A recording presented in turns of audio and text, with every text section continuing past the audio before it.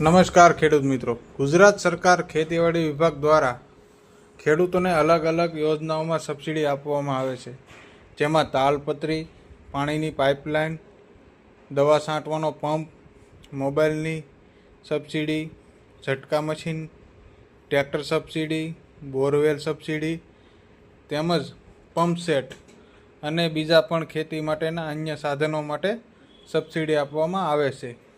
તો મિત્રો, આજના વિડીયોમાં આપણે ખેતીવાડીના જેટલા પણ સાધનોમાં સબસિડી મળે છે તેના વિશે વિગતવાર માહિતી મેળવીશું. તેમજ આ યોજનામાં સબસિડી મેળવવા માટે અરજી ક્યાં અને કેવી રીતે કરવી અને અરજી માટે કયા કયા ડોક્યુમેન્ટ જરૂર પડે છે, આ સંપૂર્ણ માહિતી આપણે આજના વિડીયોમાં મેળવશું. તેથી વિડીયોને છેલ્લે સુધી જોતા રહેજો. પહેલાં જો મિત્રો તમે અમારી ચેનલમાં નવા હોય તો ચેનલને સબસ્ક્રાઈબ કરી લેજો. ગુજરાત સરકાર દ્વારા કોઈ પણ યોજનાના ફોર્મ ભરવાનો શરૂ થાય તો સૌથી પહેલાં તમને માહિતી મળતી રહે. તો વિડીયોનો ઉપયોગી લાગ્યો હોય તો વિડીયોને લાઈક કરજો અને બીજા ખેડૂત મિત્રોને પણ શેર કરજો, જેથી આ યોજનાની માહિતી મળતી રહે. તો ચાલો મિત્રો વિડીયોની શરૂઆત કરીએ. સૌથી પહેલાં મિત્રો આપણે વાત કરીશું પાક સંગ્રહ સ્ટ્રક્ચર એટલે કે ગોડાઉન સબસિડી યોજના વિશે. તેના વિશે આ યોજના તેના હેઠળ ખેડૂતોને માવઠા દરમિયાન કે કોઈ પણ પરિસ્થિતિમાં પોતાને પાક સુરક્ષિત રાખવા માટે ગોડાઉન બનાવવા સહાય આપવામાં આવે છે. જેની સહાય વિશે વાત કરીએ તો તમારે જે ગોડાઉન બનાવવા માટે ખર્ચ થાય છે તે ખર્ચના 50% અથવા તો વધુમાં વધુ 1 લાખ રૂપિયા, આ બેમાંથી જે ઓછું હોય તે રકમ તમને સહાય તરીકે આપવામાં આવશે. ત્યાર પછી મિત્રો આવે છે તાર ફેન્સિંગ યોજના. એના વિશે વાત કરીએ તો આ યોજના હેઠળ ખેડૂતોના ખેતરમાં ઊભા પાકને વન્ય પ્રાણીઓથી નુકસાન ન થાય તે માટે ખેતર ફરતે કાંટાવાળા તારની વાડ બનાવવા માટે સહાય આપવામાં આવે છે.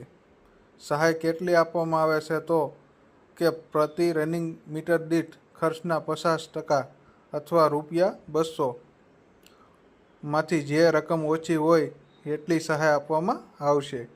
ત્યારબાદ વોટર કેરિંગ પાઇપલાઇન સબસિડી યોજના વિશે વાત કરીએ તો ખેતરમાં જે અંડરગ્રાઉન્ડ PVC પાઇપલાઇન નાખવામાં આવે છે તેમાં પણ સબસિડી આપવામાં આવે છે.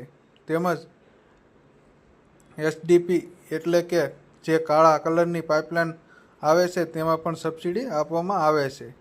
આ બંનેમાં સહાયનું ધોરણ એક સરખું જ છે, પરંતુ કેટેગરી મુજબ સહાય રકમ અલગ અલગ મળવાપાત્ર થશે. જેમાં SC/ST કેટેગરીના ખેડૂતો માટે થયેલ ખર્ચના 75% અથવા ₹22,500 બંનેમાંથી જે ઓછું હોય તે સિવાય અન્ય કેટેગરીના ખેડૂતોની ખરીદી કિંમતના 50% અથવા ₹15,000.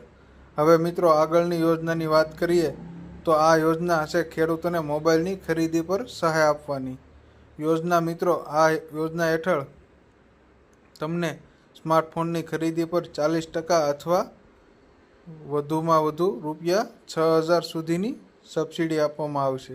અને મિત્રો આ યોજના તમામ કેટેગરીના ખેડૂતોને સહાય મેળવી શકે છે.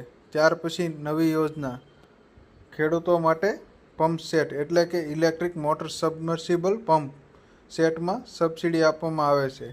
જેમાં અલગ અલગ SP મોટર મુજબ સબસિડી આપવામાં આવે છે. વધુમાં વધુ 10 SPની મોટર સુધી 33,525 સુધીની સહાય આપવામાં આવે છે. જેમાં પણ અલગ અલગ કેટેગરી મુજબ સહાયની રકમ અલગ અલગ હોય છે.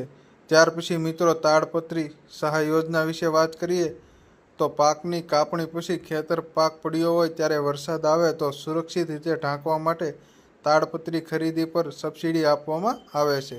જે સહાય ધોરણ વિશે વાત કરીએ તો SC અને ST કેટેગરીના ખેડૂતો માટે ખરીદીની કિંમત ₹75% અથવા ₹1,875. તે સિવાય અન્ય જાતિના ખેડૂતો માટેની ખરીદી કિંમત 50% અથવા ₹1250. આ બંનેમાંથી જે રકમ ઓછી હોય તેટલી સબસિડી આપવામાં આવશે. હવે મિત્રો, પાક સ્ટ્રક્ચર સંરક્ષણ પાવર સંચાલિત સાધનો જેમ કે દવા છાંટવાના પંપ, તેમાં પણ સબસિડી આપવામાં આવે છે. જેમાં મળવાપાત્ર સહાય વિશે વાત કરીએ તો SC અને ST કેટેગરીના ખેડૂતોને ખરીદી કિંમતના 75% અથવા વધુમાં વધુ ₹4500, બેમાંથી જે ઓછું હોય તે.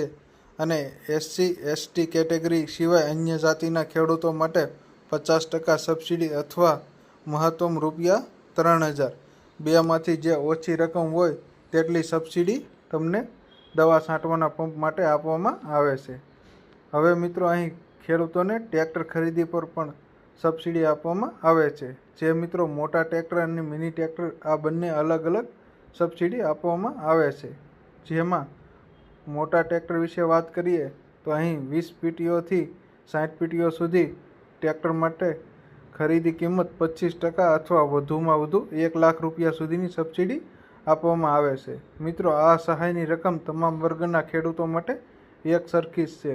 ત્યાર પછી મિની ટ્રેક્ટર વિશે વાત કરીએ તો બાગાયત વિભાગ દ્વારા કૃષિ યાંત્રીકરણને પ્રોત્સાહન કરવાનો કાર્યક્રમ છે. એ ઘટક હેઠળ ખેડૂતોને સબસિડી આપવામાં આવે છે. જેમાં મિત્રો મળવાપાત્ર સહાય વિશે વાત કરીએ તો અહીંથી જે SC અને ST કેટેગરીના ખેડૂતોને ખરીદી કિંમતના 50% અથવા ₹1,25,000, તે સિવાય અન્ય જાતિના ખેડૂતો માટે 25% સહાયની રકમ અથવા તો વધુમાં વધુ ₹75,000, બેમાંથી જે ઓછું હોય તે રકમ સબસિડી આપવામાં આવશે. ત્યાર પછી મિત્રો આવે છે રોટાવેટર, જે ગામડાની ભાષામાં કટર કે રોટરી તરીકે પણ ઓળખવામાં આવે છે.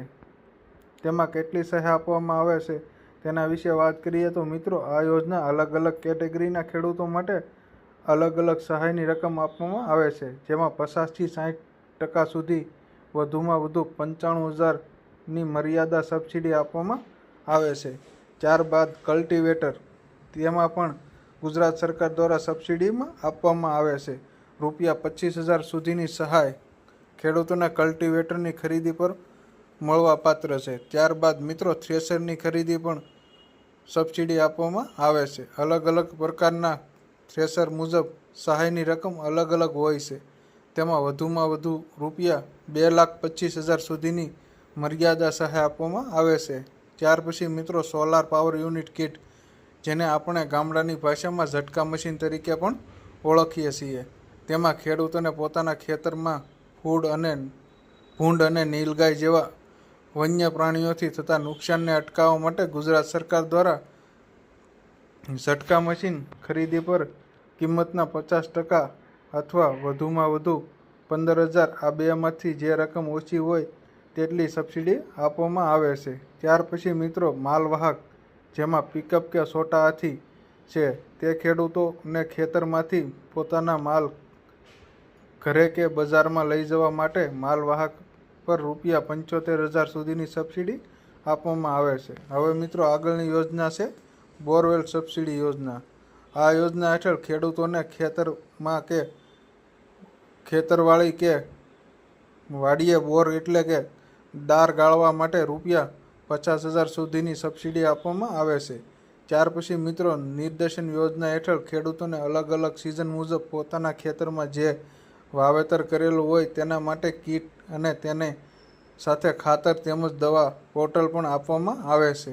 હવે મિત્રો, છેલ્લી યોજના વિશે વાત કરીએ તો આ યોજના છે ડ્રોન દવાનો છંટકાવ કરવાની યોજના. આ યોજના હેઠળ ખેડૂતે પોતાના ખેતરમાં સ્વખર્ચે ડ્રોનનો દવા છંટકાવ કરવાનો રહેશે. તેના માટે સરકાર દ્વારા પ્રતિ એકર 90% સબસિડી અથવા ₹500, આ બેમાંથી જે ઓછું હોય તે રકમ સહાય તરીકે આપવામાં આવે છે. અને મિત્રો, અહીં એક ખાતા દીઠ વધુમાં વધુ 5 એકર મર્યાદામાં સહાય આપવામાં આવે છે.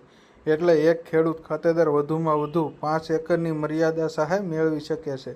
તો મિત્રો, આવી રીતે ગુજરાત સરકાર દ્વારા અલગ અલગ સાધનો માટે અલગ અલગ સબસિડી આપવામાં આવે છે.